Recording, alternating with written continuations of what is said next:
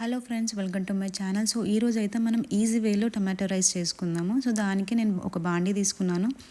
తీసుకున్న తర్వాత నెక్స్ట్ ఇంకా గీ ఇంకా ఆయిల్ రెండు వేసుకున్నాను అనమాట. నెయ్యి ఇంకా ఆయిల్ వేసుకున్నాను. వేసుకున్న తర్వాత ఈ స్పైసెస్ వేసుకున్నాను అనమాట. దాల్చిన చెక్క, ఇలాచి, లవంగ ఇంకా మిరియాలు ఇవి వేసుకున్నాను. వేసుకున్న తర్వాత నెక్స్ట్ ఇంకా ఆనియన్స్ వేసుకున్నాను. అవి ఫ్రై అయ్యాక నెక్స్ట్ కరివేపాకు, పుదీనా, కొత్తిమీర ఉంటే వేసుకోండి.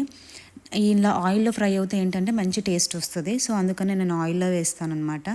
సో నా దగ్గర పుదీనా ఉంది, పుదీనా వేసేసాను. వేసేసిన తర్వాత ఈ గ్రీన్ కలర్లో ఏంటనుకుంటున్నారా, అది జింజర్ గార్లిక్ పేస్ట్ అనమాట, అల్లం వెల్లుల్లి పేస్ట్. సో అది వేసేసిన తర్వాత అది కొంచెం ఫ్రై అయినాక నెక్స్ట్ ఇంకా పసుపు వేసేసాను లాస్ట్కి.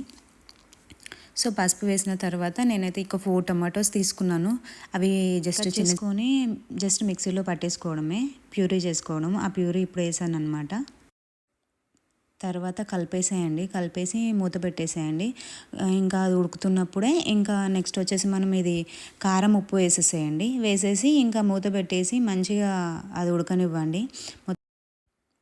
ఇంకా మొత్తం ఉడికిపోయాక నెక్స్ట్ లాస్ట్కి ఇంకా ధనియా పౌడర్ ఇంకా గరం మసాలా వేసేయండి. వేసేసిన తర్వాత ఒకసారి మంచిగా కలిపేసి రైస్ వేసేయడమే. రైస్ వేసేసిన తర్వాత ఇలా ఉందన్నమాట. చాలా చాలా యమ్మీగా ఉంటుంది అండ్ చాలా చాలా ఈజీ ప్రాసెస్. జస్ట్ 10 మినిట్స్లో అయిపోయిద్ది అనమాట ఈ టమాటో రైస్.